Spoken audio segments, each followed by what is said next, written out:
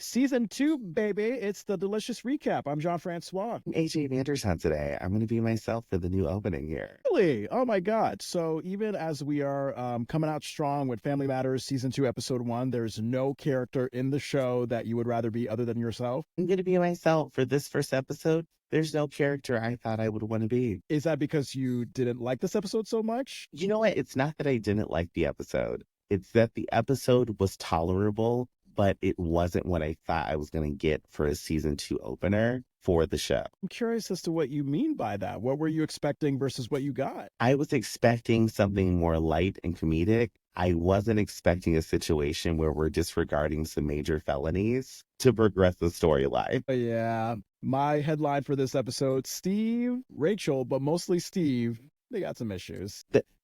They have some issues that we have to talk about because Rachel got very dark at the end of the episode and uncomfortably dark for me. Really? Oh my God. I'm so excited to get into this. So we're covering Season 2, Episode 1, Rachel's Place, original air date, September 21st, 1990. I keep on forgetting, Andrew, is your birthday around September? September Oh 20th. my God. Oh, so this is a few days before your, second birthday? This would be my third birthday. Wait, do you Oh. count when you're born as a birthday?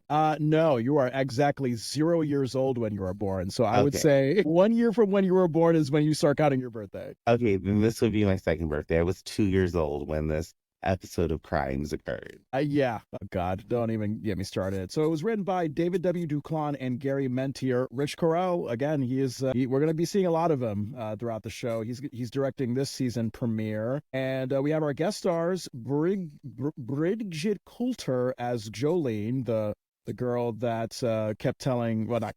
but told Eddie at least once that he had mustard on his nose, but Eddie did not get the point clearly. John Hancock is Leroy of Leroy's Restaurant. We finally get to meet him. And William, what's his last name? Let me widen up my screen here. William Long Jr. is what I thought was a very mean fire inspector. I think the fire inspector was rightfully mean. You know, yes, it was a very stupid reason to cause a fire. I think I was on the side of like, oh, they're kids and they almost could have been killed. So I would have gone for a more soothing, patient introduction. But I guess we can get into that when we get into it.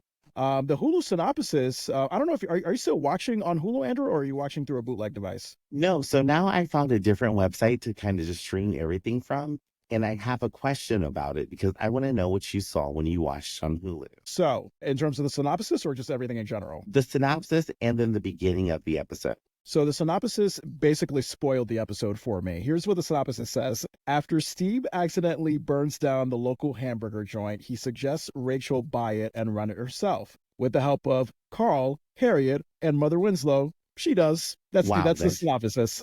That tells the whole episode. Like, what is the point of watching? Like, okay, you just gave away the ending. Thanks very much, synopsis. Literally, that covered everything. Yeah, it's insane. But alas, because it's Family Matters and we have such a soft, nostalgic spot in our heart for it, we keep on going. And, for you listening, you may have realized during like the second half of our first season recap, we were starting to implement the rating system, which you, Andrew, came up with, where we were kind of breaking down the episode and what places we thought were like, an appetizer, a junk food, a main course, and dessert.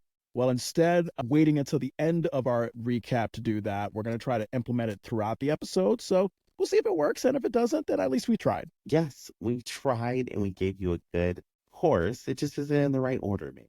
Yeah. Now, I need your thoughts on this because now you've gotten my mind all stimulated. What about this episode what made you think like, it didn't really meet my expectations? Okay, just one thing I have to ask. Was there a cold open? Because I did not have a cold open one. There was not. I almost thought it was a Hulu thing, but I was like, oh, we're going right to the theme song. That was really weird. And I got a sneak peek of the second episode of the second season. Same thing happens. Okay, so I don't feel weird. I felt so weird watching it, and I went to 4 different websites, and I was like, there has to be a cold open. I'm so used to a cold open, and there wasn't one. There might be experimenting with something, but the vibe is off. We need that. I don't know. We need Urkel burning something else up. We need Rachel having some more therapeutic issues. We need something to get us started. We can't just go into the theme song. seems very cold and unauthentic. Yes, there was no introduction. I just felt like I got a Popeye's biscuit put in my mouth without a drink. Like it was just family matters. We're here. And I Yeah. thought it was weird. I thought it was very, very weird. I didn't feel comfortable. But then watching this opening, we finally have Jaleel in the actual opening credits. Yeah, I want to discuss with you about the opening credits. So what I'm surprised by is that they didn't completely revamp it like I thought they did. Like Mama Winslow, that shot of her, like, in her tennis outfit coming, looking like she's coming from a game of tennis. That's not in this opening just yet. Was it in your opening? No, it wasn't. Yeah. So first of all, they finally got rid of the Winslow dinner table scene with Shadow Judy. So bravo to them. Progress has been made. We're actually caring. Family Matters producers. Shadow Judy made it through a full season. She's officially a character, but I'm happy to see her retired. I wonder if Valerie Jones's parents, whoever her guardian or adult member parent is, I wonder if they got paid for that one scene throughout the course of the season. I hope they did. I hope whatever contract they had something where it's like, no, you have to keep this shot in and we get paid for it. Yeah, yeah. So if she got her money, hey, good for you. Get your bag however you can as a 5-year-old, however old she was. But yeah, no, Reginald,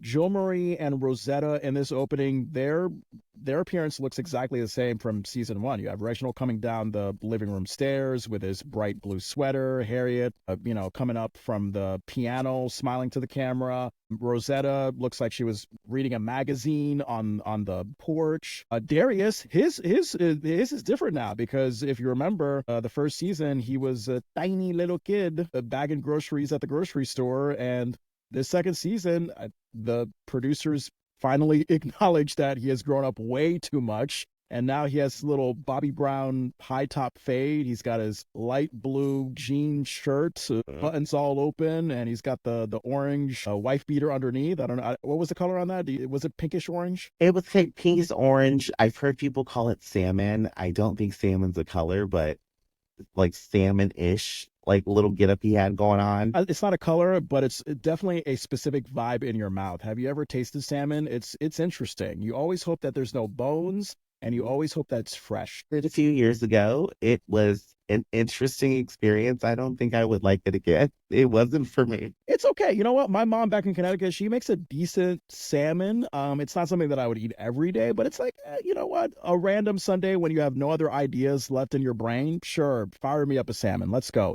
Salmon milkshakes for everybody. I just wanted to get you riled up for no reason, Andrew. Forgive me. I figured, so for you listening, you're hearing this in late September as the fall is starting, but me and Andrew are hot as hell. We're recording this in the middle of July. We are hot. So when I'm hot, I get even more crazier than I already am. And just imagining a fear factor thing here. Somebody hands you an ice cream cone and they're like, it's salmon flake ice cream. What do? You haven't drank water all day. It's 95 degrees. Do you eat the salmon flake ice cream? I think I will. I think I will. And most importantly, I'll just spread that salmon flake ice cream on that person's forehead because they've been infiltrated by Satan. I'm trying to baptize them with the salmon flake. This is uncalled for. Yeah, it is uncalled for. You know what's also uncalled for? Side note, this has nothing to do with the show, but I'll get back to it quickly. I have a shirt that says "Not Today, Satan," and I always thought it was just like a funny joke, like, oh, hey,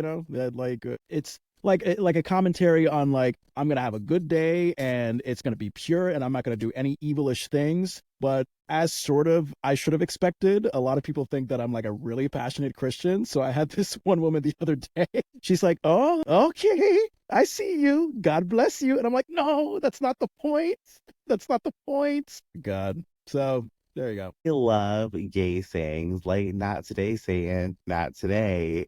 Is something that has infiltrated the Christian culture because they're saying gay things and they don't realize. Really? That is a conversation maybe for our Patreon, which we have actually. We're trying to get it going, but at the Delicious Recap, find us there, and maybe we'll have some conversations about, Satan, Christianity, the gays, how it all comes together. With cookies. Don't give your money to Jesus. Give it to our Patreon, okay? You know what? It's going to go to something because with our Patreon, we guarantee you entertainment. Sorry to say, but when you give your money to the church, it might go to someone other than God. Creflo Dollar. Great person. I was no joke. I was thinking about Creflo Dollar the other day while I was stepping in the shower. For some reason, I was thinking about like Creflo Dollar, TD Jakes, Joel Osteen, like those mega church TV evangelist pastors. They will like really get you in with the Holy Spirit, but you also know, wow, like my offering to God, so to speak, that paid for your $1 million suit that you're wearing, right? I have always imagined having a mega church because I could do it. I could do it. I could get up there and I could preach to you about some Jesus and we could have some fun. I just need you to fund me. That's all I need. Yeah. And Yeah.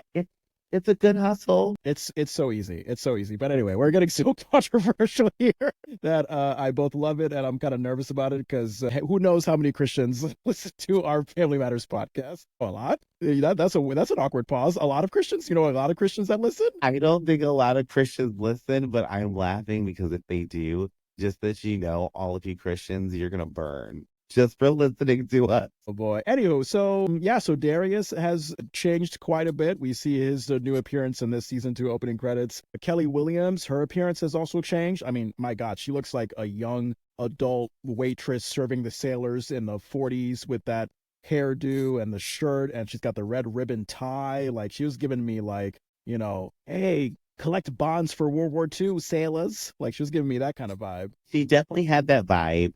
I saw this and I wanted to ask you, have you ever been to a Dairy Queen when they used to come out on rollerblades and serve you? No, no. I've been to a boring version of Dairy Queen. Were they on like roller skates still? No, no, no. Honestly, the last I recall about a Dairy Queen, it was actually a terrible story. A girl went to a Dairy Queen near my college campus, and she went missing, and it turns out she just got murdered. I'm so sorry. I'm so sorry. I mean, things like that can happen at a Dairy Queen sometimes. I mean, yeah, that's the last time that I can recall it. My experience with a Dairy Queen is just knowing that, oh, around the corner, that's the Dairy Queen where the girl went missing. Hey, I'm so sorry you haven't memory attached. I mean, whatever. It's over a decade ago. But yeah, I mean, that's, you know, I mean, that and Cape Cod. I mean, I went to Dairy Queen in Cape Cod with my family during a summer vacation, but yeah, no, it's ice cream, hot dogs, and murder. That's all it is for me. Dairy Queen murder is John's story. Oh my God. Oh, well, Laura kind of looks like one of their waitresses that they used to have, but they Yeah. used to ride around on roller skates, and that's what I was expecting her to have. Okay. God, this is a great season premiere. A great way to start off the season. I think we're giving good vibes right now. We are. This is phenomenal. I hope that everybody enjoys this conversation because you have just blown my mind, John. This is the whole scenario that my mind has jumped off to. But this scene reminds me of a Dairy Queen, and now that I know that this is a memory for you in a different way, so many possibilities have just come forward. You cannot tell me that I mean, come on, you've encountered a Dairy Queen and thought at least once, okay, something fishy probably will happen around here at some point. Every Dairy Queen I go to now picking up DoorDash orders, I feel like I'm like 2 steps away from being murdered. Yeah. If they say I can stay in my car, I am so happy because Dairy Queens are scary. Yeah, and it's ironic because they're supposed to be a cheery, fun, family-friendly place, but they are clearly not anymore. Our lovely Jamie Foxworth, her appearance is the same from season 1, and it's weird because Kelly looks like she growed. So when you still have the Jamie look from season 1, it's like, oh, it's like a baby versus like an adult. I know that Jamie grew up a little bit in season 2 as well. Brian McClure makes his debut. He's coming in with his little blue, I think he was wearing a blue sweatsuit in this opening sequence. He's got his gangster low seat toy bike riding into the garage. He's got his very rehearsed kid actor smile. He's ready to go. He's ready. He's Bobby's world. We have our little Richie now. I was excited. And it's so weird to see like this jump of at least 3 years in the character's age that we missed out on. Yeah, I hope it will be worth it. So far, Brian McClure as Richie doesn't really have much to offer in this episode. Some would argue he shouldn't even be there at all, but he was there, so we'll talk about that later on. Jaleel White, we can see it full-fledged. He is officially in the main cast as Steve Urkel, much like he did in the season 1 finale. He just loves doing a crazed, seeing eye version of that sort of Stevie Wonder, move your head around blind guy dance with his accordion. He's just euphorically happy with that thing. He's here. It's time for the Urkel effect. and we're gonna start feeling it in this episode. Oh yeah, yeah. He's got his red, yellow, and black stripe button-up polo. He's good to go. Thelma Hopkins, her appearance has changed. She's now posing happily in the restaurant that she's about to own. Spoiler, spoiler, Rachel's Place. I love her. I look, despite the fact that Rachel needs help, I just am so melted still by the smile, by the beauty of Thelma Hopkins. She has like a nice flowery dress on. And might I say, I mean, she was given a very look at this fine stuff look with her eyes on the camera. Like she was just having a very like sexy pose thing going on. She was feeling herself. She was feeling her oats. She was in the camera. She's like, I'm feeling myself. This is super cute. I love her because the energy that she's giving, it's like, I've stepped into me. I'm Rachel in this episode and this whole season. I love it. I love it. Own it, Thelma. And they have not changed the Winslow bike riding scene. It's still there, and it looks very ancient with Carl and Harriet, very young Eddie, very young Laura. Rachel is there. Shadow Judy in that wider shot of the bike riding scene is still there, literally in the shadows. So take out that scene, please. They need to get rid of it. They could have at least superimposed Urkel on top of Shadow Judy. Like Urkel, like literally the same size as Shadow Judy, just riding that little cage bike with the family. They could have done that. They've had so many options. They could have made that a funny moment. All right. I see what you're saying. And then we just get a succession of scenes that I think were also in the season 1 opening credits. I mean, we get Carl doing the mashed potato dance with his kids and then breaking his legs and back. Eddie making a terrible dinner for Laura and Judy. Steve posing with his cardboard cutout look-alike. That she works hard for the money lemon cream tart dance that Carl and Rachel and Judy and Laura were doing in that Baker's Dozen episode from last season. Carl's emergency inflatable boat coming back to life against his wishes. He's freaking out about that. That's in that cold open. You didn't like that part. I remember that.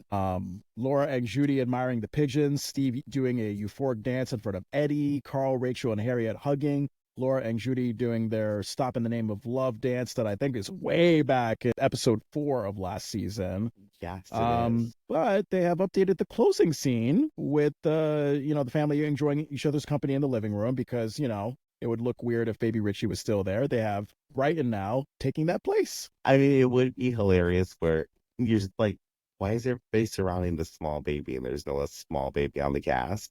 But I do like the new Indigo. Yeah, I thought originally that they literally just kept the same scene from the last season and just digitally inserted Brighton McClure. But thankfully they did not, because then I noticed like, oh, wait a minute. Eddie was in the middle of the living room floor in that first season closing scene in the opening credits. And now he's off to like stage left and he's more grown up with his, sort of tucked in polo shirt, his high top fade and everything like that. So they did change it up. So I'll give the producers props for that. They did good. The opening scene drew me in. I still feel very uncomfortable because we didn't get a cold open. But once we start the show, it got good. So let's get started. Thoughts? What do you think, man? Break it down for me. Okay, so I will tell you this right now. The first scene is my actual appetizer for this episode. Ooh, okay. For the first time ever, the first scene drew me in because we've got Carl, Harriet, and Thelma, Rachel in the scene all together. And they're bringing groceries into the house. And one, that's a struggle that I have because I refuse to go back to my car. So I'm carrying every bag at once to get it inside. But then two, they talk about the bag of grocery. 8 bags of grocery was $180 for them. $180. Yeah, and that's interesting to me because it's like, $180 for 8 bags of groceries seems... it's still $180 is still a lot of money to pay for groceries, but I think for 8 bags nowadays, it's like more than 200 to 300. Oh, yes. I spent $180 on 2 bags of groceries. Yeah. That's like nothing. So I'm looking at that. I'm like, oh my God, I'm so jealous of these people right now. Yeah, me and Tony, my wife, we cry on the inside anytime our grocery bill goes up to like 200 at the store. Really? Yeah. I mean, it's a lot. I mean, even when we're splitting it, and thank God we are, it's still, 100 some bucks a piece. And we're not exactly rich people. So I miss the days. I miss the days when I was able to pay less than $100 for like a week's worth of groceries. I want that to come.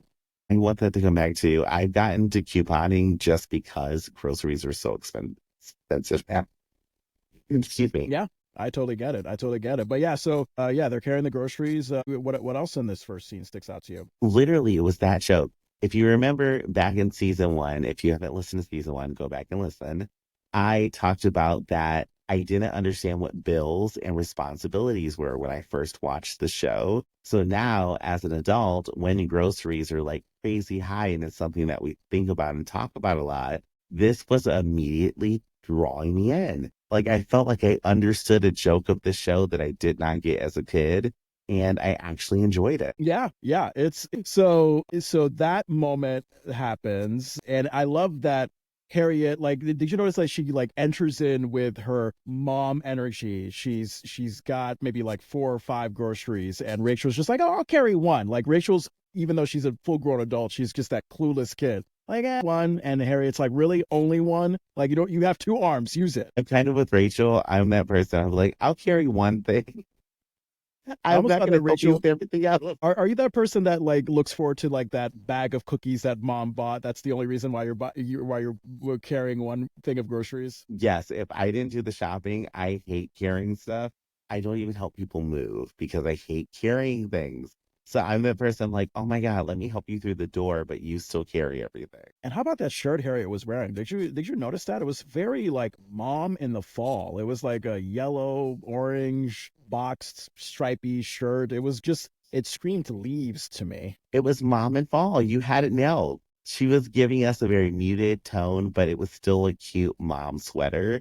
And Yeah. she's just like, I just brought the kids home from soccer practice or something that they do in the fall and did grocery shopping. Yeah, yeah. Now to backtrack a little bit in that scene, the Mama Winslow, oddly enough, Mama Winslow doesn't have her tennis moment in the opening credits, but she has a tennis moment to start off this first scene, and she's bragging about, beating the young Alice Grayson again. And I love how she said her name in full as if, she's about to kill her and we need to know her for police records instead of just saying Alice. But what I noticed from Mama Winslow, her bright pink tennis outfit and how it related to like when Rachel shut the door on Carl as he was like about to come in with a whole thing of groceries. Carl was also wearing a bright pink Oh polo. my God, do you know I'd even put two and two together? Yeah, They were in the same color. I wonder if that was intentional. it could have been. It could have been. And if it is, then Mama Winslow needs to step her game up and have Carl as her favorite son because Carl is clearly trying to please her by dressing like her. Carl's not Frank, and she wants Frank. So just color matching is not good. Oh my God, I love it. I love it. What else? What else stood out to you in this scene? Anything else? Actually nothing else in the scene except one thing that I just thought of when Mama Winslow came out in her tennis outfit. I called her Mama Williams because I was just thinking of Venus Williams for some reason. Uh, But that was the only other thing that stuck out to me. By the way, if you haven't seen it, King George with Will Smith playing Venus and Serena's father, great movie. I know that he won the Best Actor Oscar the same night that he slapped Chris Rock in the face. That was totally wrong, but nonetheless, great movie. I've got to see the movie. I need to see it. I hope it rocks me as hard. You hope it what? I hope it rocks me hard. Holy, I don't know why I said that. Wow, you're looking for a sexual adventure from an inspiring tennis story? You know what? It could be. You never know. You're overcoming adversity. I just feel like it's probably a really good movie with Will Smith, and I have a little bit of a crush on him. Hey, you know what? He's a charming guy. Charming, funny, handsome guy. I don't blame you at all. As for this first scene, I wonder if you noticed like the different take on a Carl fat joke that the writers did. Because instead of someone else making a fat joke at Carl's expense, Carl was self-deprecating. Like remember when he had that hyperventilating moment, after he was, putting down the heavy bags of groceries? Thank God I'm in such great shape. I was like, oh, okay, all right, there's a twist there. You know what? It's a twist. It's one that I appreciate because I did feel like last season they were more targeting Carl as opposed to Carl making one himself. So I can see it. Yeah, yeah. Have you ever paid for groceries with a check? No, actually, and I've never paid for anything with a check. Wait, no. I have used a check one time in my life, and that was for a down payment for my car. Okay, and that's understandable because cars, everything about them are expensive. But man, if you are that old person in the grocery store that's holding up the line because you're trying to get out your checkbook, you're trying to figure out the odds and ends, the little numbers that you have to put in.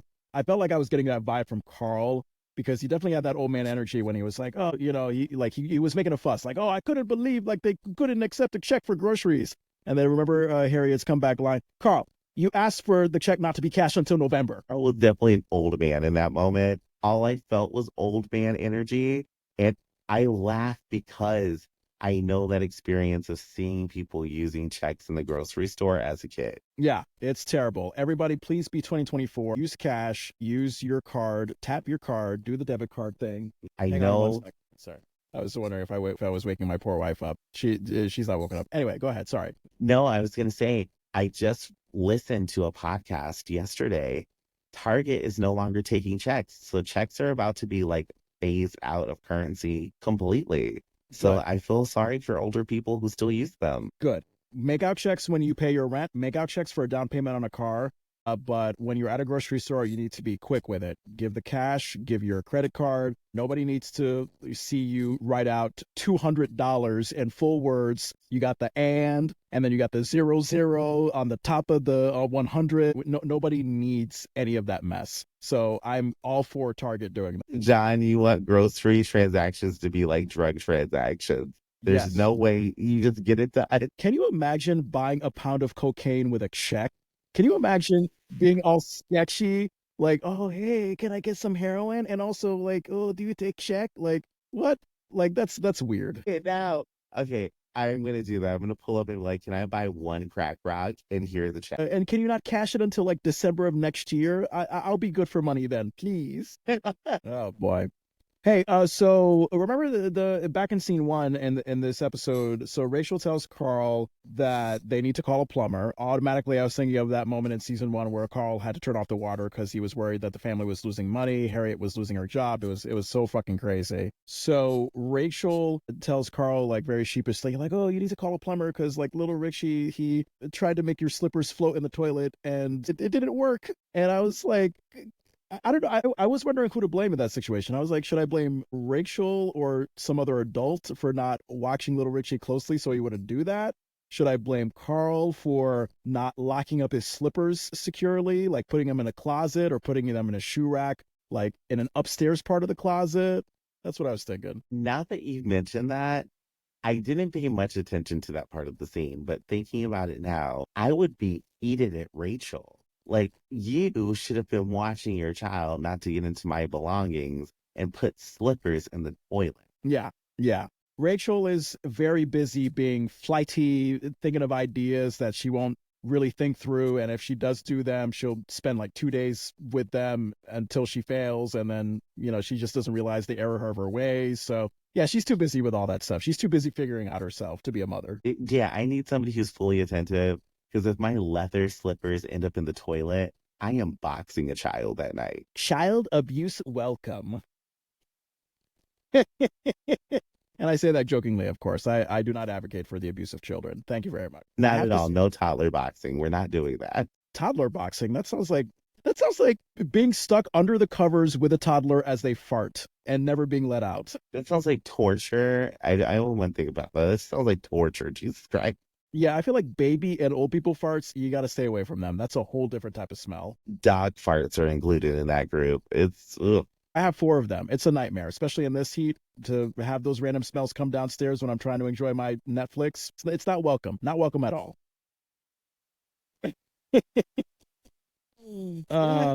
But then there's a moment where Harriet tells Carl that, like, Carl, don't worry about the whole plumbing situation or blah, blah, blah. Like, expenses are bound to get tight with a busy house. Oh, no, actually, no. I think this was in response to the expensive grocery bill. And Carl, like, he couldn't have the check be accepted. So Harriet was telling him to calm down about, tight expenses because they live in a very busy, packed house and it's bound to happen. And they can just always just work overtime, like if need be, to get some extra money. And I don't know, I guess I was struck by the nonchalantness of it because I don't see getting overtime hours as easy as Harriet does. And also, what was my other point? I think that was the only point that I had to make. And as parents, when you want to have time to be in the house and be with your kids and raise them and stuff like that, I just feel like that is very non-realistic. I mean, yes, you have Rachel and Mama Winslow chipping in here and there. You don't want it to get to a point where you're like working 15, 16-hour days to make ends meet.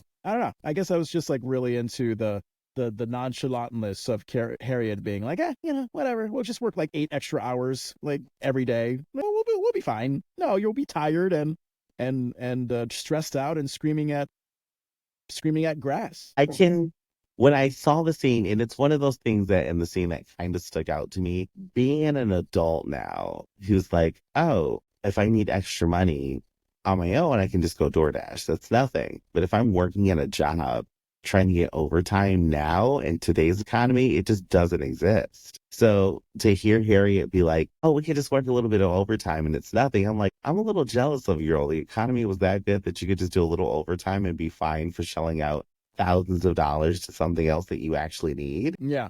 Yeah, the economy in 1990, not to what it is in 2024 for sure. So they had it good. They had it good. And then there was the moment where guilty Rachel, like she talks about her writing career going nowhere fast. She is mentioning that she like wants to start contributing financially to the family on a regular basis. I don't know how she just came to that conclusion because we had a whole year last year of Rachel trying to do her writing ambitions. If she's just coming around to the idea now that to make it as a writer means that you have to have a survival job, I mean, I don't know. Rachel she's an interesting free spirit. Because like you want to love her and you're like, yeah, she's gonna be a writer. She's been doing all these things. In the first season, she was taking all these classes and she's like working towards some kind of ambiguous degree. And then now we're in season 2 and it's like, so nothing came of that, girl. You just have just been here and now you're like, maybe I should get a job. Yeah, it's her mind works very slowly, and we have to be patient with that. And I also remember when Rachel bummingly tells Carl about an available job she found at the newspaper. Remember the job that was like they tried to dress it up as like, oh, executive veterinary assistant, but it was just scooping monkey poop. And Carl was like, oh, what's the pay like? And I was wondering his eagerness about that, if that was because he was trying to get the work himself because his police pay was so bad, or if it's just him like really trying to get Rachel to get out of the house. I think he wanted to get her out of the house. I don't think his pay would be, well, I mean, working as a public servant, your pay could be that bad where you're like, let me go scoop some poop to make some extra money. So it could have been about him too. I think his pay, like we already discussed this in the first season. I felt like his pay was in like the 30s back then as a Chicago police officer. Yeah, which would have been pretty steady because I think back then the poverty level line was like $19,000. So if you're making about 30, you're like pretty well off. Yeah. This is where my appetizer comes in, Andrew. Please tell me you remember this moment. Carl runs across a wanted ad in the newspaper, or is it Rachel? Either Carl or Rachel or whatever. It's the one where apparently there's a shy guy seeking a hot babe who shares love for pie toppings. I was like, what? Did Carl just recommend jokingly or for real to Rachel on a family show that she just like prostitute herself to make money? And then like he followed it up, like remember like when he read after he read that headline, he was just like, hey, like the hee laugh returns, and it was just both creepy and funny at the same time. Like Carl knew what he was doing. He was trying to pimp out Rachel. And have you ever read the personal section in the newspaper, John? No, man. It's weird because like being born in the beginning of the 90s, like I'm at the tail end of when you could still find wanted ads or whatever in the newspapers. But as I was growing up in the 2000s, I mean, if you wanted to look for sketchy stuff like that or for jobs, Craigslist, like you go to Craigslist for that shit. Yeah. Oh man, Craigslist and Backdoor. I remember those. I remember looking at personal ads where I'd be like, oh my God, like me and my friends in high school, we'd be like, let's get the personals and just see who these people are. And we would just prank call people because you'd see something weird like mom looking for a man to come bathe in her milk. And it's like, what? Wow. And then you just have to call. You just have to call the number. You're like, I need to know what you're about. Oh, God. Yeah, no, I'm 32 now. I mean, I think back when I was in my 20s and my college years, I mean, I'll be honest, when I was insecure but I still had a sexual appetite, I sought escorts on Backdoor when it was still a site. So yeah, when you said Backdoor, it just brought back memories of like, oh yeah, thank God that site doesn't exist anymore because not surprisingly, I mean, I think there was like some, weird child prostitution going on there. Disgusting. Yeah. So not RIP to Backdoor, a good riddance to Backdoor. And my God, why? I mean, when you have a name like that, I mean, you're just bound to get yourself in trouble. I mean, unless you're like a backdoor bottom, like that could be fun. Check out Grinder. You'll see there's 40 of them in your area. There you go. There you go, man. I got the GPS ready to go, Andrew. Oh boy, I love that. So then Rachel eventually goes back to the newspaper. She says it's hard to find a job these days. And I loved Laura's entrance because it was just perfect comic timing. Remember that? Like, oh, it's hard to find a job these days, says Rachel. And then Laura comes in. I got a job. It was just perfect comic timing. It was perfect timing. They nailed that scene. And Laura, I already love her. Her entrance into the scene stole it for me. And did she look taller to you? Because she looked taller to me. She's much taller, and that outfit didn't make her look short. Like her other outfits in the first season were very horizontal lines, so it kind of boxed out her body. This solid monotone color, she looks longer. She looked like she's gotten taller. What did you think of the pink outfit? She had like a pink button down, I think pink pants. Wow. Jackson Pollock painting shoes. Like she was having an outfit. It was quintessential 90s. I loved that outfit. I was like, this is something I would wear today. Yeah. Yeah. And then I wonder if we should put this up as a social media clip. Laura doing her funky black grandpa hippity hoppity dance when she was celebrating her job. It was a sight to see. I mean, she was singing some song. I don't know what she was singing, but she was just in a funky black grandpa conniption there. She was in a mood. She just won a game of dominoes in that moment. Yeah. We remember to clip that because I think we have to demonstrate to the audience who may not know what we're talking about, who's just listening, how that is great.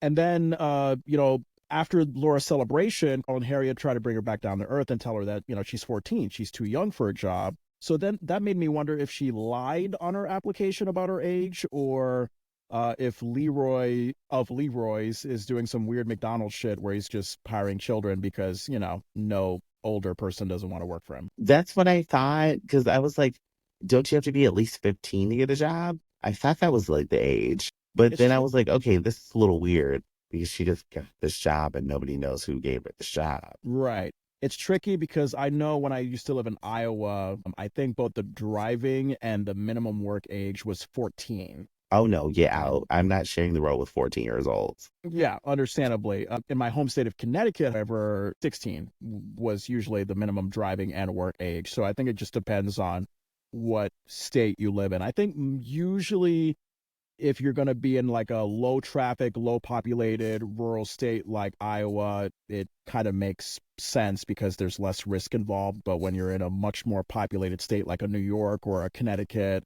they probably are very strict about it. Yeah, it's a lot. And then Rachel asking Laura if there's more openings at Leroy's. And then, in comes Steve delightfully to be like, nope, I got the last one. He's also doing a creepy laugh like Carl, but with a pig snort involved as well. But I will say Steve's entrance timing was weird because I was like, it was almost like he was just listening in from outside and just waiting for his cue to come in rather than like the naturally perfect entrance that Laura had earlier. I felt the same way. It's actually in my notes. I felt that they originally would have had Steve walk in next to Laura, but because they need people to know that Steve Urkel is here, he had to have his own choreographed entrance. Yeah. It was a sight to see for sure. And then, Laura is, of course, disgusted by, the fact that he's working at Leroy's too. And Steve just totally oblivious. He's just like, oh, I knew you'd be thrilled, sugar knees, which you should just put that on the list of these really creative nicknames that these writers come up with for Laura. Like it just burns an image of my head of someone's knees being filled with sugar and then just being licked. That sounds like torture. Like that sounds like a medieval torture device, like a donkey licking your knees covered in sugar. God, I don't want that ass on my knees. It is so, oh God, my knees. My knees are tingling now. Yeah. And you know what? Like there are other parts of your body where it tingles and tickles and you feel good, like it feels nice. But I think with the knees, you just have that reflex of like, ew, God. Like you almost feel like it's like when the doctor like does a little pat on your knee to do the reflex. It's like, no, ew, get away from me, doctor. Stop making my legs do things involuntarily. I hate you. Exactly. Terry is all I want in my life. And then, oh yeah, Steve's outfit. I mean, we always talk about Steve's outfit. Geez, man, he is still continuing his old manness. Like he just had like this old dad vacation shirt on with his red suspenders and his gray pants. Like he looked like he just came back from Hawaii as a 65-year-old. He just got off a cruise for like snowbirds, and he's like, I'm here. I'm ready to start the summer. Yep, I am here. I already had my, all bacon lunch specials, and I'm ready to come back home and eat some pudding. And Country kitchen. He's ready. It's time to go. there you go. Cracker Barrel, here I come.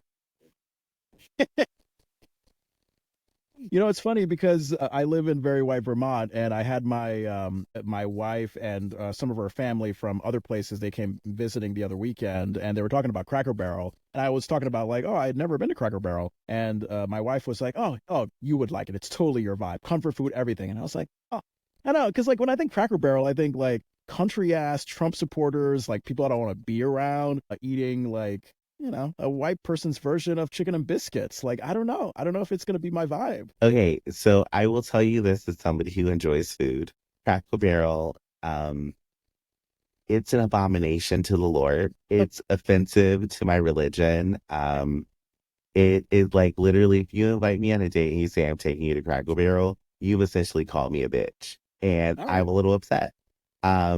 I don't like it because it's not seasoned. None of it is seasoned. Like That's right. you get fried chicken, but it's just fried chicken. There's no flavor. Like Harriet Bland season one, not season. Yeah, it's like the items would be good if you ate them and they were all cooked and they're cooked properly.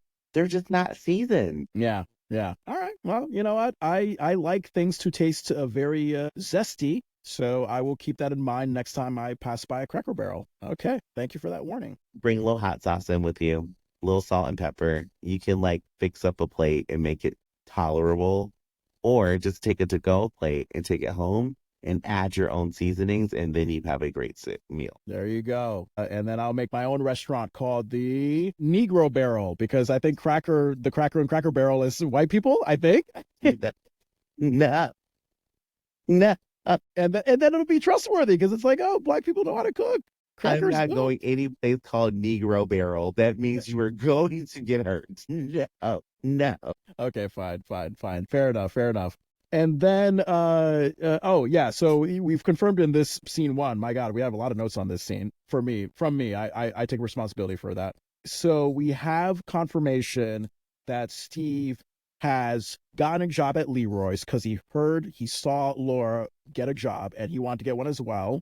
And of course, because this is Family Matters in 1990, we're going to avoid the stalkery concern of that. We're going to move past it because Steve is going to be doing a lot more of that. And then Laura tells Steve to just go home. Steve is eagerly like, oh, well. This is where he was becoming a weird, eager horn dog. He was like, well, a peck near the lip area will speed me on my way. And then Laura was like, oh, so will a left hook, understandably. And then Steve is like, oh, I love it when she gets physical. It was very intense for me. I was just looking at this and I was like, wow, this kid is like a horny S&M horn dog. He's like 12 or 13. Let's tone the heat down here. Yeah, watching this as an adult, I was like, wow. So we're just making light of intimate partner violence. I am not okay with this. Yeah. It was like 50 Shades of Grey and partner abuse. It was all rolled up into one. God, it was just something. And did you notice that Steve he's coming to form with the hunched over walk? I mean, there were still parts of this scene where I saw the straight postured regular walk, but I think he's trying to figure out how to do that hunched over walk in a way that doesn't hurt him permanently. He's establishing and figure out his body more in his lines. It is his I'm sorry, did I do that later? He's kind of still coming into the Steve Urkel that we get to know more. And I feel like his walk, he's also trying to figure out how to do this, like you're saying, not being in pain, because it looks painful. And I think finally my note for this scene here, when Steve tries to help Rachel's job search out by recommending his uncle Cecil Urkel, who happens to be the guy in the paper looking for the hot babe who was into pie toppings. And then Carl does his he laugh to Rachel. I was like, what the fuck is going on here? This Urkel family. So let's break it down. Herb and Diane, unfit parents, barely feed Steve, so he always has to go to the Winslows to be fed. Steve is this creepy horn dog stalker all of a sudden. He's into this S&M abuse stuff. His uncle has a hot babe high topping ad in the newspaper. I feel like someone should call the authorities on the entire Urkel family. Yeah, at this point, it's time to get CPS involved. Get that child out of there and get them to safety.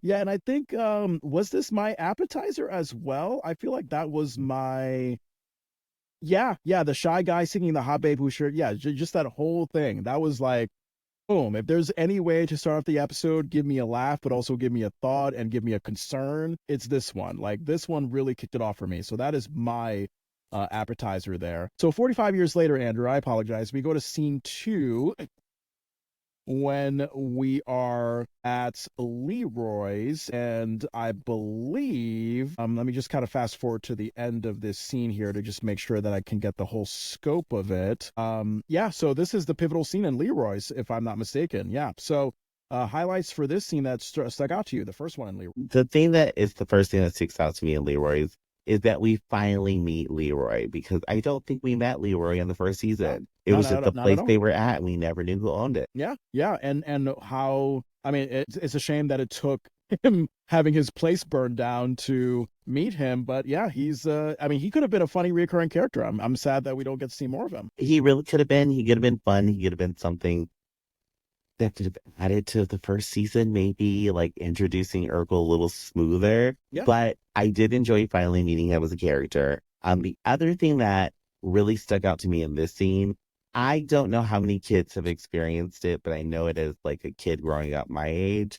Whenever you got your first job, your family always came and messed with you on your first day. Yeah. And how did you like that personally? Were you happy by that? Were you embarrassed by that? Because Laura was clearly not having it when the whole family was just like, I see someone working there that we know. I was annoyed. I was like, get out of here. This is a clothing store. Act like you have some class.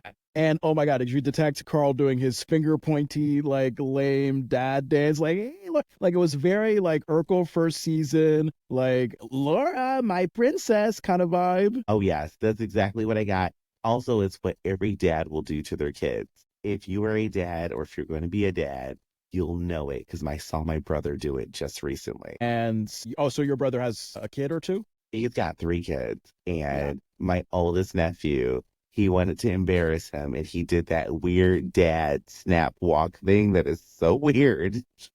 And you just learn it when you become a dad. Yeah, that's the tricky thing, because as the dad, you're like, oh my God, this is so lovely seeing my kid at work. And also it's probably going to be funny to me, but you don't think like to your kid, this could be a genuinely embarrassing moment. So you may not want to be selfish in that. I can see that, but if I have kids, I'm embarrassing the fuck out of them. Wait a minute. You don't make sense. You just said that you were annoyed. You were annoyed by the Winslow's embarrassing Laura. And now you are saying as a parent that you're going to embarrass your kids. Totally. Yep, sure would. I feel annoyed by it because I don't have kids right now. But if I have a kid, I'm going to do it.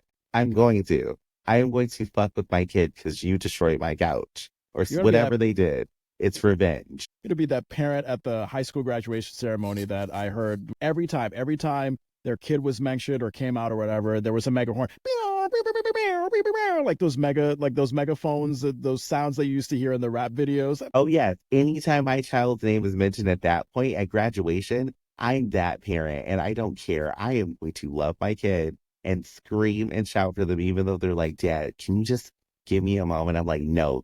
I love you, and you need to know it. And all these people need to be annoyed by my love. Again, some sadomasochistic S&M stuff or whatever. You just love, you are pleased by people's misery. I love that. What else stuck out to you in this scene? Also in this scene, I think that the thing that stuck out to me was that we got some good physical humor from Urkel, cast members in the background. We got Eddie in this scene with our guest. And Eddie's scene was actually pretty funny with the mustard on his nose. Yeah, it's, yes. So Eddie is, I guess, on a date with a girl. They're sitting at the table at Leroy's, and Eddie is just like, oh, hey, like, who's the cuter, me or Tyrone? And the girl is telling him that he's got the mustard on the nose. I found it interesting that they mentioned Tyrone, who we clearly saw last season, but didn't find a way to include him, even for a brief moment in that episode. I thought about that too, and then I thought about the timing of this episode, and I feel like Erykah Badu's song Tyrone was kind of big around that time. So I thought they may have been referencing that. Very possible. And speaking of that moment, I think like it was, oh God, it was when Harriet was about to go to the table with the rest of the family and she stops by Eddie to like embarrass him essentially by cleaning off the mustard off of his nose. And I think it kind of played into a dumb Eddie moment where it was like, oh, well, the girl that you're on a date with clearly mentioned to you the first time that you had mustard on your nose. So the second time, either you managed to get more mustard on your nose or you just never took care of the original mustard. I feel like he just left the original mustard, but I also feel like Harriet's like, damn, you are not going to get a good girl, so I'm going to be here to fix this so we can make sure you get a good girl. I love it. I love it. Did you notice that the Leroy's, like at the beginning of this scene, they cleared tables and allowed like this small, awkward dance area in the middle of the restaurant for the teenagers to dance to their generic 90s hip hop percussion? Yes, I noticed that weird dancing moment, and there were three groups of people dancing, two in like the lower stage area, and one couple that's awkwardly dancing next to this girl who's trying to eat a cheeseburger. And I'm like, what is going on here? And then did you notice the music cuts out, but they're still dancing? No, I did not. Oh my God. I should have rewatched that. That's wonderful. It's so good. I just had to laugh. I chuckled when I watched it. Wow, I gotta go look back at that. So we finally meet Leroy of Leroy's, and did you detect how awful of a restaurant owner he is? Because, you know, he's telling Laura, like, oh, give the customers a check. And Laura's like, well, they haven't finished eating yet. And he's like, oh, well, you know, if I waited for every customer to finish eating, I would never make a dime. And I found that ironic because I felt like, well, Leroy, this current strategy, I think you'll definitely not make a dime because someone will be like 2 bites into their burger. Nope. All right, come on, go. Next customer, the check. And it's like, you got to give people time to eat. You do.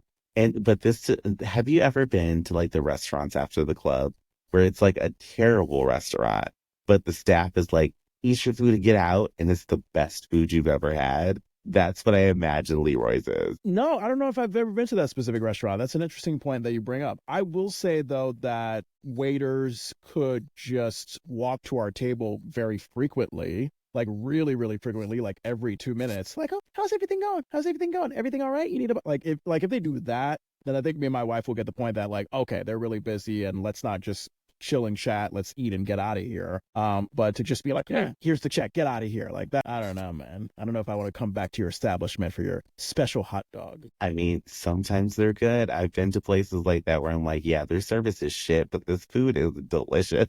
So I will be back. I was wondering what Harriet's shirt was in this episode.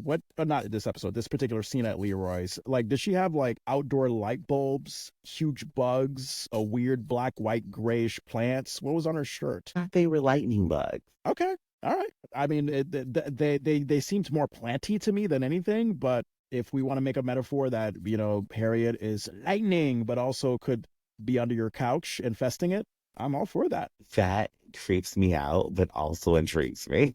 That's what I'm here for. What else? That is, yeah. Go ahead. What else did you think? Honestly, that was like it for me in the scene. I remember there being a moment when Urkel tripped somebody. I feel like Urkel tripped or something in the scene. Oh yeah.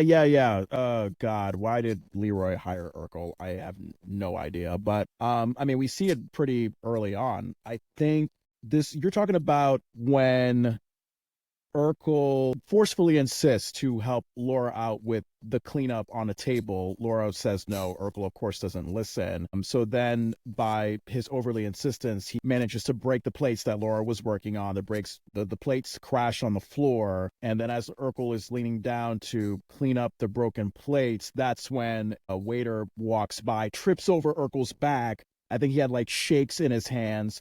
And then he just like drops a majority of the shakes on Eddie's shirt. It was very French restaurant date vibes that Steve and Laura had from last season. It was just, how the hell can this kid just bend down and all of a sudden slapstick comedy ensues where an entire restaurant cannot function? Yes.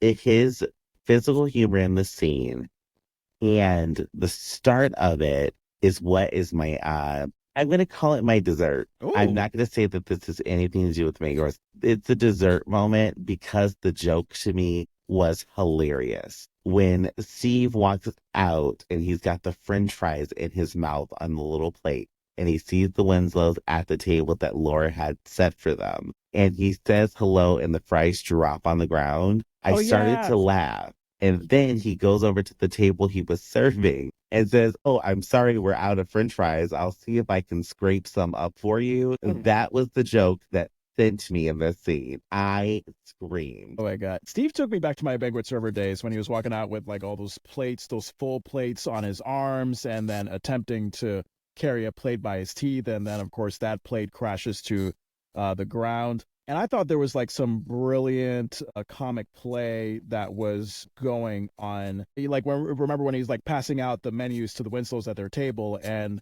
Carl says just burgers and fries, and Steve says in this tone like, "Oh, thank you, thank you, thank you." Actually, no, I think it was. Oh, no. It started out with Steve just serving the Winslows menus, and he was like, "Menu, menu, menu," and Carl says, "We'll just have burgers and fries," and Steve says in that exact same tone, "Thank you, thank you, thank you," as he's taking the menus back from them. I thought that was a great like musical comedic rhythm. I really appreciated that. It was really good. Honestly, the early stuff in the scene is all we needed. I didn't need the physical humor afterwards. I know, but it's Urkel. They think that everything Urkel does is going to make this show super successful, and sometimes it's just a little too much. Sometimes, but we did have a physical and very vocal ooh for Steve when Steve actually entered the scene. One of the girls in the audience loves Steve in this episode. Oh, is this the return of Sarah, our favorite Urkel fan audience member? I think so. Sarah's back. Yeah, that's the from the first season. She is back. I love that. Oh, I had a very fascination with the phrase that Steve used when he was like all nervous and trying to like serve everybody at the same time, this table, that table. He was like, "Oh, I'll be with you in two shakes of a lamb's tail." Have you ever heard of that phrase, two shakes and a lamb's tail? Oh yeah, that's a whole old people saying. I've heard it so many times throughout my life. I've never heard it, and I had to Google it, and apparently the idiom comes from watching young lambs move quickly. It uses the quick flicks of a lamb's tail to symbolize speed. Its journey from a literal description to a metaphor for quickness has made conversations more lively. So there you go. More Family Matters lingo that I'm just finding out when I'm watching this show. Well, you're learning the young people's lingo. Now you got to use that in a sentence. Yes. Two shakes and a lamb's tail. Hippity hoppity hoopity. Yeah. Post Malone. Let's go. I don't know. I'm just naming random people that are relevant to the young people. Post Malone, Morgan Wallen. Hey, #1 song in the country. I have no idea who either of those individuals are, but I will look them up. Post Malone, you know who he is, right? Post Malone? Wow.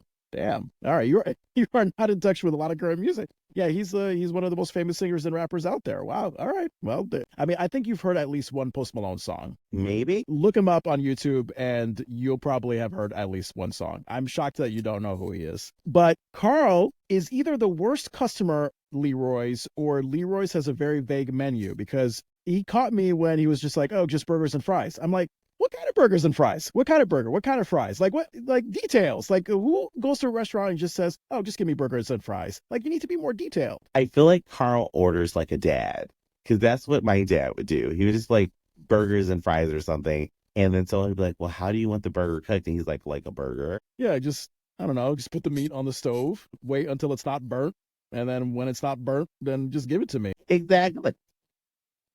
Can you just give me like? Can you just give me toast? Just toast and juice. What kind of juice? I don't know. Just something with apples in it. I don't know. You mean apple juice? Something that is a juice. Just put a juice in a cup and just bring. Oh, Yes. Old dads, aren't they something? And then when Steve asked the Winslows very stressingly if they want any cheese, because Carl is just vague with his burgers and fries, and the Winslows all in unison are just like, "Please." And then a tickled Urkel, he thinks that's like a joke, like, "Oh, you guys." I like that moment. That was a very funny moment. It was funny. I laughed. Yeah. Oh, so I thought that the fire was here, but the fire's not in this scene. Okay, so it looks like the scene ends with what you were talking about, with the waiter tripping over Urkel's back, and then all the shakes fall on Eddie, mayhem, Urkel with his crybaby looking face. Did I do that?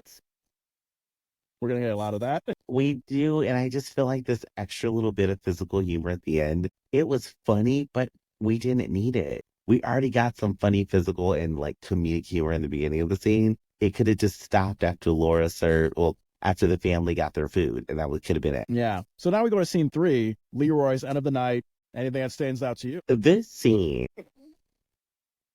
Uh-oh. it really annoyed me, but Why? I don't like the scene because I'm like, so how did we get here that Laura and Steve, 1 week later, I think essentially is where this episode takes place, are at the restaurant by themselves. And Steve just throws it upon himself to just go cook a burger, something he's never done, that he's never done at the restaurant. And why the hell were they by themselves? They're 14 years old. Where Yeah. is Leroy? Like, Yeah. the things don't make sense here where I'm just like, okay, this is way out of the realm of like what we should be doing. And we've seen child labor laws and stuff get enacted, and they were in place not to leave these children in a business by themselves Yeah. in the middle of the night. Yeah, so it's plausible, it's arguable that Leroy at fault for this fire because Steve and Laura, as you mentioned, they are way too young to be trusted with being at a business by themselves. Even if Leroy is gonna go make a deposit at the bank, like it doesn't matter if it's 5 minutes, 4 minutes, whatever. It's these are children. Adult supervision should always be there. If you cannot provide adult supervision, make sure that their parents pick them up before you go to the bank and make a deposit. If you can't make the deposit in time, wait until tomorrow morning. I mean, it's just a simple fact. So I remember we start off this scene with Leroy happily giving Laura a check for her good job, and then it's the way he just transitions from the satisfied smile to Laura, turning around to Steve behind him and just giving this very like mean frown, and ends up giving Steve a bill for the damage rather than a check for his work. I love that. Did you notice that when Leroy picked Urkel up by the collar like a school bully, like, telling him like, oh, hey, like, I should fire you, Urkel, but I'm in a good mood, so I'll cut you some slack from the slapstick from last scene. The way Leroy picked Urkel up was weird. I felt like it was like Leroy couldn't handle Urkel's weight, and maybe there was like some assistance on the bottom from somebody. Maybe somebody was like lifting Urkel by his feet and he was unseen, and Leroy did the rest of the work. Like, did you notice that? Because it didn't seem like Leroy picked up Urkel by himself. I did. I noticed it. And the way I noticed it, when Leroy picks up Urkel, his shirt doesn't move. His Yeah. shirt kind of stays centered to his chest. Yeah. So it's like somebody had to be assisting him with this lift. Because I looked at it and I was like, let me rewind that because it just looked funny. And then when I rewatched it, I'm like, oh, his shirt's not moving. So somebody has to be lifting him while Leroy's supposed to be grabbing him. Yeah. Yeah. It was just weird because I wonder if like the actor just did not have much strength in him to carry what looks like a 20-pound kid. But yeah, no, it was quite something to see. And then God, the nerve of Steve, like the moment where Leroy says he's going to go to the bank to make a deposit, and Urkel earnestly, cheerfully is like, take your time, and why don't you stop by somewhere for a decent meal for once? And Leroy was just like I would have gone after that kid if I had heard that. I mean, I get it, but Leroy also said if people sat and ate my food, they would never leave. So we don't know if that food is good or if it's bad. You know what? I didn't even think about that. I thought it was a remark on like he was just trying to get as many customers as possible. But actually, I think your point is right. I think he realizes that he doesn't have top quality food.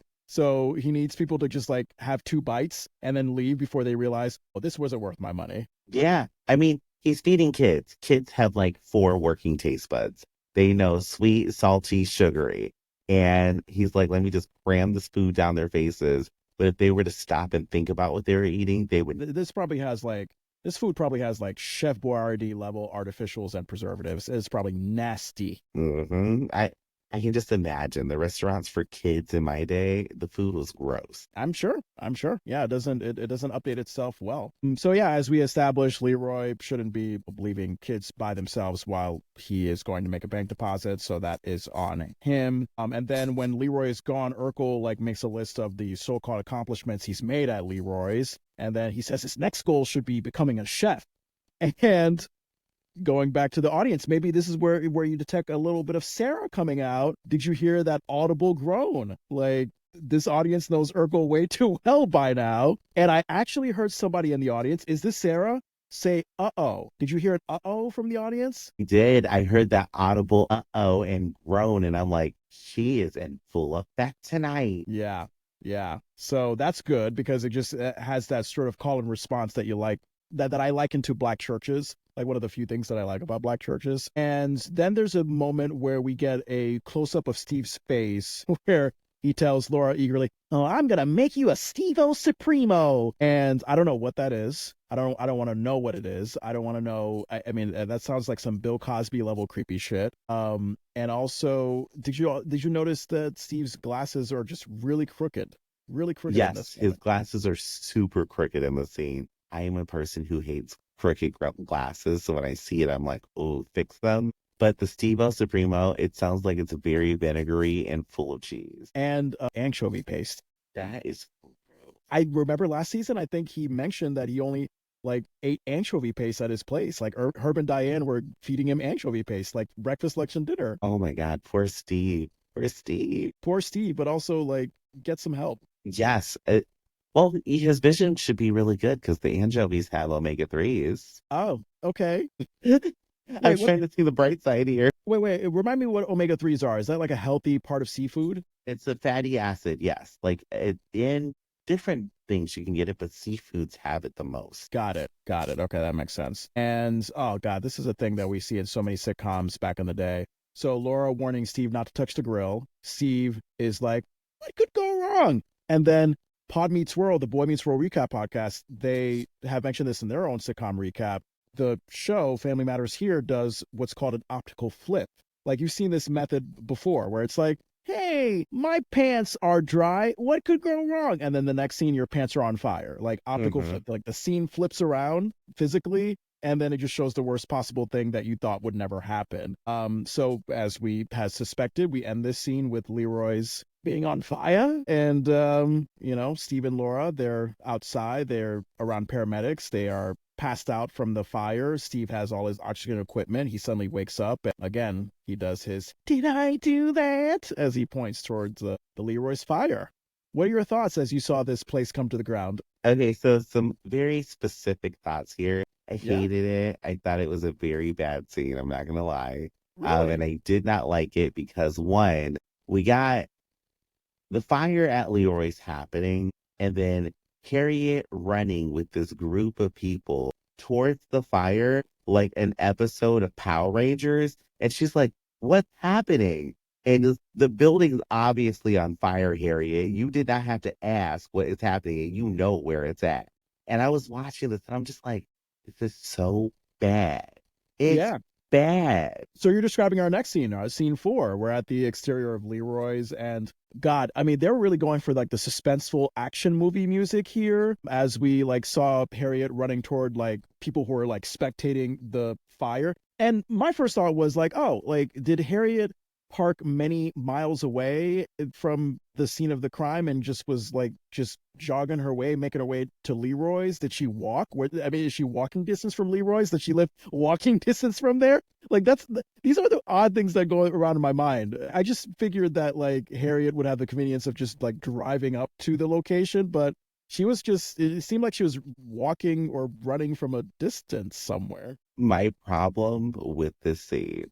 Okay, one, Harriet doing her jog run thing It was a was jog. weird. It And was a like jog. yeah, it was like a little jog. She's just like, oh, I'm just gonna jog to get my daughter out this burning building. But my biggest problem, if I don't know if you noticed it, none of the firefighters were running in the direction towards the fire until Harriet pushed them. Really? Like all Yeah. the firefighters are just standing around, just like, oh, it's nice weather today, until Harriet pushes them, and then they decide to run towards the building that's on fire. Well, look, if firefighters are that ignorant and not knowing how to do their jobs effectively, I mean, in that case, all right, fine, Harriet, push them away. I remarked on that in my notes as well. I was like, Harriet just has the authority to push firefighters away when they're supposed to be doing their job here. Like that is very odd. That is very odd. And yeah, no, that fire at Leroy's was so pronounced. Going off of your point, it did seem strange that Harriet didn't know what was going on. Like it just seemed like maybe she was just very far away, that it just seems like a little bit of a light flicker to her rather than like a close up fire. I don't know. But when she jogs but doesn't run to the scene, and then you have that action movie music in the background, and then Jo Marie's attempt to put on a worried mom's face when she's pushing firefighters away, but I'm not buying the worried mom's face. It seems like Jo Marie doesn't believe the scene herself, and she's just trying to make something happen, but it wasn't happening. Like it just makes no sense. Like the scene doesn't make sense. It's not good. It's not acted well. It just doesn't make sense because the whole time I'm waiting for somebody to turn around and say Godzilla. Like that's how it looks. Like it looks like Godzilla's about to destroy the town. And you're like, what is happening here? And also we get our serious music for once in Family Matters. And I've always hated the serious music in Family Matters because it doesn't sound good. And like we get like this weird, creepy guitar-ish thing. I hate it. Oh, you're talking about like that.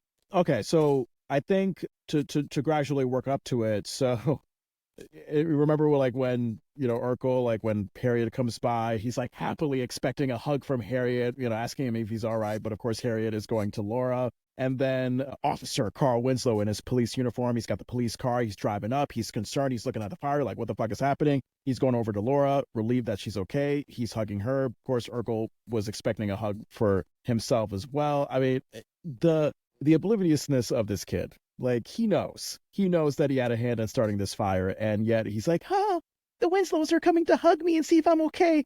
They love me. Like that's all he's thinking about. That's all he's thinking about. And it was, I omitted that scene. And the reason why I omitted it is because the audience did not laugh.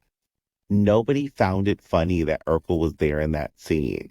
It was awkward. I didn't like it. He didn't need to be there. I think I heard one chuckle off of an Urkel line, but for the most part, yeah, you're right. I mean, it was a pretty awkwardly silent scene. It was just a mixture of high stakes intensity and bad acting, and it just did not combine together very well. And I think the music that you're talking about seems very piano to me toward the end. You're talking about when the camera changes to a view, like we see the back of the Winslows as they're staring at the fire at Leroy's in disbelief. And then there's that melodramatic music. You're talking about that, right? That melodramatic music at the end. It did seem very undeserved because of how like unorganized, clunky this scene was. It just didn't seem. It didn't seem good. It seemed like they were just like, let's throw everything at the wall. Let's make an intense scene. Try to add comedy to it. Let's throw in this tense music.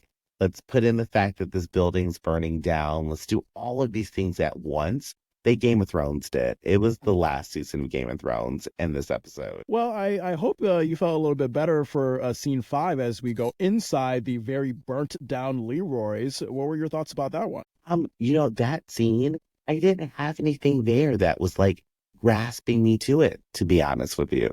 We got Leroy coming in, seeing his disbelief. We had Urkel there, but I was waiting for a fire marshal to come in and say, hey, so one of you has to go to jail right now because this is just like a crime, what occurred here. And that never happened. But, well, yeah, it's murky. It's murky, but I get what you're saying. It's like, okay, Leroy could be held responsible because he should know that these are minors that shouldn't have been left alone. So one could argue that he should be the one arrested because I feel like Laura and Steve, Laura has nothing to do with it. So Steve is either sent to juvie or just cannot be arrested because it could have just been a simple innocent kid accident. I think an argument could be made that Leroy should be arrested. He should not be in a peaceful retirement. Like this was assuming that these kids are responsible adults when they were not, and leaving them in a place where not only did they burn your business down, but they also put themselves in danger. I mean, can you imagine if Steve and Laura died along with that fire?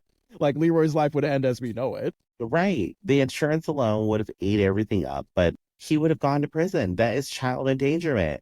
And I just kind of feel like we never got a resolution to this scene. Yeah, we kind of did not. What I liked about this scene, we start out in the beginning, like the camera is panning across Leroy's, everything about it in the interior is burnt down. I loved the audience doing an shocked groan, like all collectively, the studio audience. And then Harriet, Laura, Steve, Carl, they come in to look at the damage, and they pretty much do the same groan. So it was just like this symphony of I found really funny. It was definitely a funny, audible moment where the audience was participating with the actors. Yeah. And I know that the fire inspector, I know you understand where he's coming from with the snapping. I don't know. I think he could have like gradually led up to it. Like I think that once he put the pieces together and found out that Leroy shouldn't have left these kids alone to burn down this business, then he would have rightfully been like, what the fuck? What? Why? This did not need to happen. But he just automatically came with that energy instead of just like gradually starting like, okay, I'm the fire inspector, just checking to see if you're okay. Do you have any burns on your arms? Blah, blah, blah. He was just like, okay, who the fuck did this? Like, really? What happened? Like, it was just not the energy that I would want from a fire inspector if I just barely survived. Yes, I do believe that the fire inspector they got behaved the way that an irresponsible person would at their job, where he's just kind of like over it. He's like, this is the 10th building that's been burned down today. What is wrong with you people? Is how he approached it, as opposed to like, hey, you're 2 children and you almost just died. Let's get you some counseling. Yeah. And so Leroy comes in, is shocked, of course, understandably, by his burned down restaurant. And he's a smart guy. He should be the fire inspector because he just automatically looked at Urkel and was just like, ew, like he knew. He had a feeling. He's visited Urkel before. He knows Urkel. Yeah. And he was about to lunge after him. Did you see that? Carl, I had to pull him back. Oddly enough, Carl has had moments where he wanted to lunge after Urkel many times over the course of the 9-season history of this series. And then I think after that lunge is when Leroy just gives up. He just decides, you know what? I'm done with the restaurant business. I'm taking my insurance money. Maybe I'll take my wife with me as we go to Florida and relax. Maybe. You know, did you almost want to like punch Steve when, you know, this kid was just like, oh, boy, did he get up on the wrong side of the bed. Steve went from funny like to like just irritating to me at that moment. He did, because Steve is celebrating his arson. Steve had a plan here, and we just have to acknowledge it, that Steve did arson, and he did that because he wanted Leroy to retire so he could continue to go after Laura. It's a plot. It's a whole plot, and I just have to say, Leroy, I don't know how you just got this insurance money and you're just leaving, but this sounds like fraud. It sounds like fraud, and I need investigators involved. Conspiracy. Do you think Leroy planned this so that he could get enough retirement money to relax for the rest of his life? That's exactly what he did, because he gave Urkel a bill for the broken dishes. And if he gave him a bill for broken dishes over a week of work, that means it was at least $400 that Steve spent. So he was like, well, maybe I can get him to give me a total loss for the business by burning it down. And what happened? He just left, didn't give any instruction, and Steve burned down the building. Insurance scam to the max. Are you telling me that Leroy is Creflo Dollar? Yeah. Is he a scamming black televangelist? He knows exactly what he's doing. He's going to teach you about Jesus and fill up your stomach and make $1. He knew it. We talk about how really weird it is to be called Creflo Dollar. Who decided that that should be a name? The thing about Creflo Dollar, he was an interesting man. He is still an interesting man. But I would never sit down and learn about Jesus from a man named Creflo Dollar. It literally sounds like a Monopoly villain. Like, it really does. Like, it just sounds like an evil white guy in a top hat who wants to take all your property and leave you homeless. Like, it's just, no, Mr. Dollar, I do not want you to take my dollars. Oh my God. Anywho, scene 6, we get to the Winslow living room. This is the business proposal that Steve and Rachel are giving to Carl and Harriet about what will become to known as Rachel's Place. This is basically my main course. I was just like, holy crap. Like, after that fire Steve caused, like, he's really being trusted to co-host this business proposal with Rachel. Like, just get the kid away. Like, if there's any evidence that he's bad juju, we just saw it. Like, and Rachel starts off the proposal with this. She's like, when Steve burned down Leroy's, kids lost their favorite hangout. Steve and Laura lost their jobs. Leroy lost his mind. Now, yes, I know about your plot that Leroy kind of planned for this to happen, but I was just like, really? Like, with most of the blame being on Steve, Leroy, let's just assume that he's a good guy and he did not expect his restaurant to be burned down by this. Like, if my restaurant was burned down just automatically like that, when I thought it was just going to be a normal night, I'd probably lose my mind too. It's all because of the stupidity of Urkel. And I just think that thinking that, oh, he's still an adorable kid and let's, work together in business, Rachel, I mean, she's clearly sunk to a new low. This thing is a part of my main course. All it is a protein course. They didn't bring me starches. They didn't bring me vegetables with us. It's just a protein. Yeah. And it's because we get the full scheme here. We learn who the mastermind is behind all of this. Rachel not only praises Steve for committing arson and burning down a business and almost killing people. Rachel was so obsessed with making money at this point, she was willing to sacrifice her own needs. She didn't know if Laura was going to live. Rachel is the mastermind behind this. Not Wow. only did she put the spin on it with this family meeting to encourage the family, she then extorted money from them because they all know that she knows that Steve plotted to burn down this business for her, and they are all culpable of the crime now. Man. Rachel is the mastermind. Oh my God. So we've gone from Leroy to Rachel being the sort of main character in this Netflix true crime series. This is a Tyler Perry movie. It's fully written. It's right here. Rachel was the one. Oh God. Diary of a Mad Black Winslow. I love it. I'm watching that movie pronto. Pronto. And I literally, you started talking about Steve being an arson. I literally had the nickname all throughout. We were talking about Steve and the Machine as a reference to Steve's science machines later on in the show's history. Throughout my notes here, I was calling him Steve the Arson. Like, this is arsonry at its finest. Rachel just is accepting the fact that Steve did what he did, and that he is now suggesting that she buy Leroy's and create her own restaurant. Rachel clearly has not thought this through in terms of finances, because you can see her relying on Carl and Harriet nervously to chip in money, and they're understandably looking at her like, really, woman? Really? Saying this out loud and hearing your conspiracy theory about how Rachel is involved in this sinister plot, it's all beginning to make sense to me now. It's all coming back to me. Great song. It's literally what's happening. Like, we see this happening. So we've got our crime, we've got our plot. Rachel's been behind this. Now she's about to get money from the Winslows to build a business on the plot that she burned down from another owner. Anything to make money, to establish an identity, a presence. She doesn't know what her purpose is, what her identity is through writing. So she figures, you know what? Might as well be a bad boss bitch. She's like, if I can't get them to close down their business, we'll run them out. Rachel is Rachel, you're a star. I love it. Carl has another comic moment here that I loved. Carl's comic moments in this episode is basically my dessert.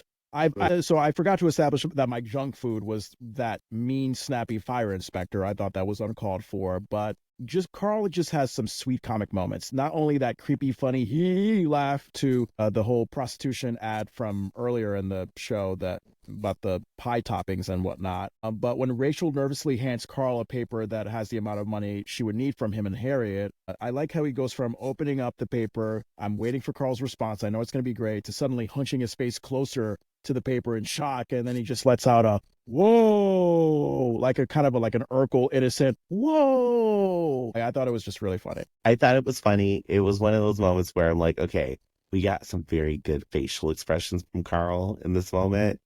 I laughed. I thought it was a very funny part of the scene. Yeah. And then Rachel then hands the conversation over to Steve to answer Carl's concerns about the restaurant being a risky investment. And we got a follow-up from the Bowl Me Over episode from last season. We're continuing this comic thread where Steve performs something annoying to the point where Carl just loses it and tells him to stop it, like, really loudly. Remember when Steve does the trumpet fanfare to build up to his presentation? He does that for a while. And Carl just snaps, oh, will you just turn over the sheet? Like, it was just great. It was perfect. They play off each other so well. And it's nice to see them build more. Yeah. And I guess we have the presence of another uncle in the Urkel clan. Like, remember when Steve said he sought the advice of his uncle Hiram Ross Urkel? So now we have Cecil Urkel, who's an uncle, and we have Hiram Ross Urkel. I think we have three different uncles, if I'm not mistaken. I think we have Cecil that he mentioned earlier. We have Hiram now. And wasn't there a creepy other uncle that took a picture for Steve as he was kissing Laura non-consensually at the French date? The Who one that drove owns the hearse? Yeah, he owns the hearse. Yeah, Mhm. like I think his uncle Eddie Urkel or something like that. Like, Steve has some very interesting uncles. They're a weird little family. They're a little family that's just like out there. I'm waiting for Dahmer to just run in here or something. God, Dahmer Urkel. Jesus, don't even. Wow, you went far on that one. I God. don't know when that came out. All right. Hey, did I do that to the LGBTQIA community? It's the weird topics. I'm just thinking of that, and there's an Urkel who wants to go further. Yeah, yeah. Anything else that stood out to you for the scene? No, that scene, it was pretty succinct. It wrapped up nice and smoothly for me. Yeah, yeah. Um, so like when Steve convinces Carl that Rachel's place is a good idea because of his uncle Hiram, his idea of like rising neighborhood growth and declining restaurants that serve meat. That line stuck out to me because I don't think of Chicago as a place that's just flooded with vegan restaurants. Neither do I. Yeah, you just think of Chicago and you just think like, oh, the Bears, meat, beer, and more meat. I only think of pizza. That too. But but now I'm thinking about, yeah, the only times I've been in Chicago, I've seen a lot of things about bears, and I thought it was like gay bears, but it's not. Apparently, they're like a sports team. And I was like, oh, okay, that's something that you guys have here. All right, all right. And then when Carl asks Harriet what she thinks, and Harriet says it's an interesting proposal, this Rachel's place idea, they seem to think that Rachel can handle it. And this is when I was freaking out during the episode, Andrew, because I was like, really? Like the same Rachel from the failed lemon cream tart business, the same Rachel who outed personal family business without permission in her writing, the same Rachel who gaslighted Carl about the female officer thing and accusing him of having an affair when he really wasn't. The same Rachel who thought it was a good idea to drive Carl's parade police car and she didn't go very far before getting into a serious accident. That Rachel can handle a restaurant on her own. Okay. The judgment here, I was like, what? I'm like, we want to give her thousands of dollars to go open a restaurant, Because an she's established family. building. Yes, because she's family. She deserves it. This is where the Tyler Perry came in for me, where I'm Yeah. like, so we're just not using judgment here today. Yeah. She's family and it's good to bet on someone you love. That's that's the Tyler Perry way. Oh God. But you know what? There's a moment where Harriet is appropriately skeptical. And actually, and ironically, it's Carl that reminds her that Rachel is family and it's better to bet on someone they love. I thought it would be Harriet to do it because Harriet and Rachel are sisters. I think they should invest in her therapy, but we'll see. Yes, the therapy would go a long way, more than a CGI signer. I got a nice laugh though at this moment when Carl was leading Harriet to think that they would invest in Rachel. It was like this interplay where like Harriet's like, "So you want to do it?" And then Carl says, "Absolutely." Harriet was like, "Oh, Carl." They go in for a hug, beat, and then Carl, after like a polite laugh, he's just like, "I just wish we could." Like he just totally surprised me with that one. I laughed. It was a funny moment where I'm like, oh, we're gonna get a little more realistic here. With Carl investing in a stock. Yeah. Carl admits to Harriet, like he invested in a stock recommended by Lieutenant Murtaugh. Now, is this the dumbass lieutenant that we're about to meet eventually? The one that should not have his job at all? Yes, that's the lieutenant who recommended this to Carl. Yeah. So that's a teaser to the intelligence level of Lieutenant Murtaugh. Harriet wonders how much was invested, and I thought it was great. Another example of this dessert of a Carl comedic moment. Carl goes from a nervous laugh, like, and then he just goes to an immediate frown, admitting that he invested $5,000. I think it should have gotten a bigger laugh from the studio audience because Carl really played that. It was beat after beat. Harriet, how much, Carl? How much, Carl? Like I just felt like it was like that sequence of comedic gold. And when Carl just landed that with the I just invested $5,000, it got nothing from the audience. And I just, I was feeling bad for Rick. Audience didn't appreciate it because I feel the same way. It was a great moment. Like it was a great banter back and forth. It was funny. It was hilarious. And the audience did not laugh. Yeah, it did. They did not. So with a very little time left in this episode, I was wondering how this was going to be solved because we know Rachel's place is going to happen. And then just in comes Mother Winslow to just solve the issue. What did you think about that? Do you think that was earned? Do you think that was random? So this was officially the Tyler Perry moment of the episode.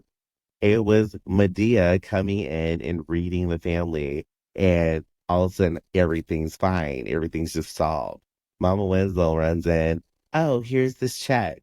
And then Rachel's like, this is a blank check. And she's like, duh, I know that.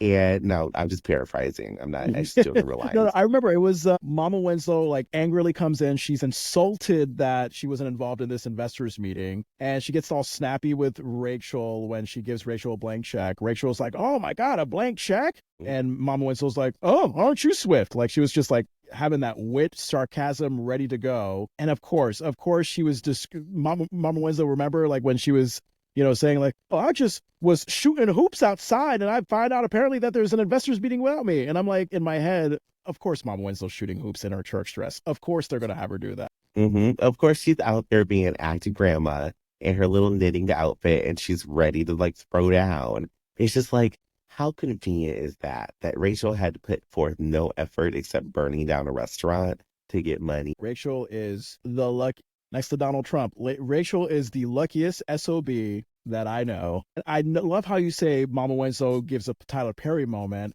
because I think maybe the last time Mama Winslow gave that vibe to you, the Bowl Me Over episode. Remember when she said like, "Oh, it's the rain didn't make you the power go out. It was the Lord telling y'all to grow up and not be childish about this battle of the sexes bowling game."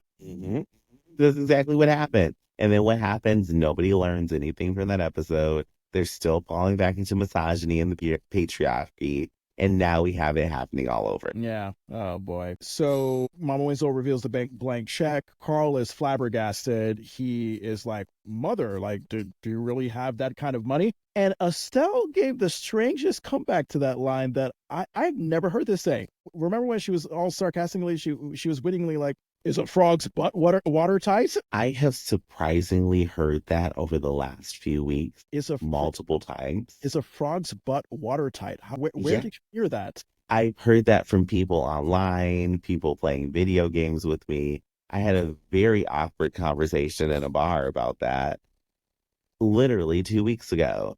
And I had to like Google it. Is a frog's butthole watertight? And they have to keep water out of their butt. Okay.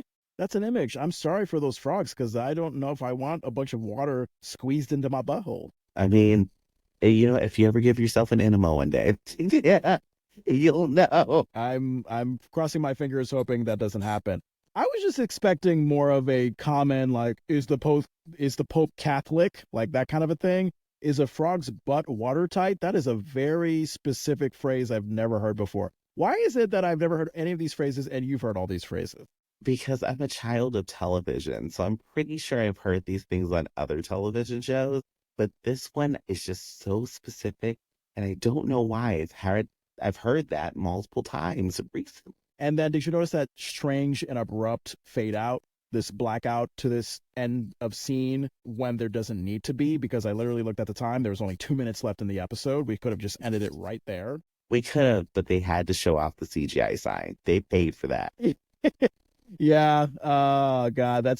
So our last scene, scene 7, the grand opening of Rachel's place. Did you love those succession of scenes featuring construction hands building Rachel's place? They were hard at work. Okay, so I almost forgot that. That is my dessert. My dessert there is the montage. I love a montage. Give me a dress up montage, a business montage, a construction montage. That is what we got. And I love them. So that was my dessert. I ate that part. So when you say the CGI sign, you're talking about the Rachel's place exterior sign, correct? Yeah. Now, a funny thing that I liked is that they kept the ice cream and malts sub signs that you saw on the Leroy sign. So I think that maybe is Rachel's way of preserving some part of Leroy's legacy. I look at it as Rachel keeping a trophy from the crime she committed, but I can see it. Oh, okay. You think it's like the equivalent of Trump being like, "Hey, I just shot someone on Fifth Avenue. Y'all can't do anything about it." Yeah, it's kind of like, yeah, I own you. Like how Netflix bought the last Blockbuster and they made a movie about closing down Blockbuster. Yeah. That is what Rachel just did. Yeah, I forgot what a total gangster move that is on Netflix's part. It's a great documentary, by the way, but as I was watching it, I did think of the irony, like, whoa, I'm watching this on the service that is responsible for killing Blockbuster. It's so messed up. And that is what Rachel was channeling. Yeah. And then, as we mentioned, Brian McClure, he does make his debut appearance, but it's at the very last minute. He just makes a quiet, non-speaking appearance at the grand opening of Rachel's place, and he's not looking very happy. He just looks like he's just like there in his colorful shirt, suspenders, and dress pants. Carl hands him a beverage. I don't even know if he reacts much. He didn't need to be there. But, it is an excuse for the entire family to come together and celebrate Rachel. So, yes, I can understand him being there, but for his debut, I figured that they would give him something to say. Something. So at least give him a ball to throw. Something. Yeah. But, when was the last time you can remember the entire Winslow family being in one scene? Like everybody, and Urkel, like everybody in one scene, because this was, we don't get them as much anymore. Like, some people are going to be missing nowadays. We don't get them as much. Honestly, everybody, including Urkel, I think this is really the first time that I can remember seeing them all together. Yeah. Yeah. And then, you notice Steve and Laura, like they no longer have the blue themed Leroy's outfit. They've now switched to the red of Rachel's place. They're now employees of Rachel because, of course, Rachel is a nepotism mafia gangster. Like, of course, she'll hire the family. She'll only hire people that she trusts and that is loyal to her. And who's more loyal than your niece and your niece's stalkery forced boyfriend? Who burned down a restaurant for you, and then you are so bold to dress them in red at the grand opening. Are Steve and Laura the Crips Rachel Place employees? We're going to call them the Embers. They are the Embers. Because they would technically be Bloods if they're red, but we're going to call them the Embers. Oh my God. And then, we wrap up this episode. Rachel acknowledging Steve burning down Leroy's as the foundation for Rachel's place. It was a strange way to thank Steve for this idea. Steve wants to fire up the grill to celebrate. The family appropriately is like, no. They run after him into the kitchen. And that is it. That is it for season 2, episode 1, Rachel's Place. Anything that stood out to you as we close out the episode? The only other thing that really stuck out for me, this episode had a lot more musical transitions that were guitar, high treble, and actually some good bass notes. So if you go back, if you like listening to the music of an episode, I found the soundtrack for it without any of the audio as far as like the speaking roles in it. And it's pretty interesting to listen to. Well, a interesting start to the season. We would love to hear your thoughts, you listening, about this season 2 episode premiere, or this season 2 premiere. I think that's the way I meant to phrase it. Let us know what you think. thedeliciousrecap@gmail.com is where you can interact with us there. You can also interact with us on all the socials. Follow The Delicious Recap on Facebook, Instagram, Threads, TikTok, YouTube, Reddit. We have a Patreon that we are trying to build. It's a work in progress, but you can search The Delicious Recap on Patreon and you can find us there, and we will figure out how to work this thing. We want your money really badly, like Rachel does. I want your money. Give it to me. Yep. Well said. And subscribe, rate, review wherever you get podcasts. We would love that very much. Andrew, I see you very active on the socials, especially TikTok. Let people know how they can find you, how they can keep up with your latest adventures. You can follow me on TikTok. I'm chronicling my life of quitting my 9-to-5 job and having fun out here on my own. On TikTok or on any of the socials, just look up Ajay Vandertunt. Vandertunt is Vandertunt. That's all you have to search, and you will find me.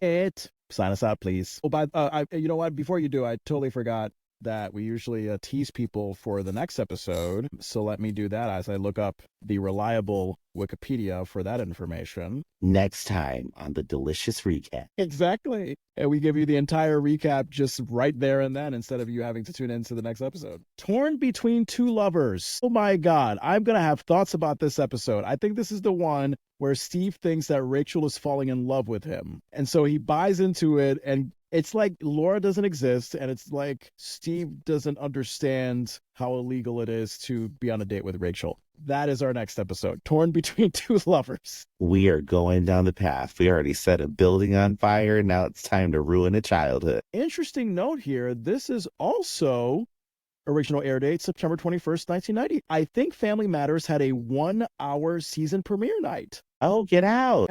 Yeah. Well, look at that. And I looked, I mean, the viewership was pretty good. I mean, 24 million viewers for that 1-hour season premiere package. So yeah, they were doing That's pretty good really with numbers. good.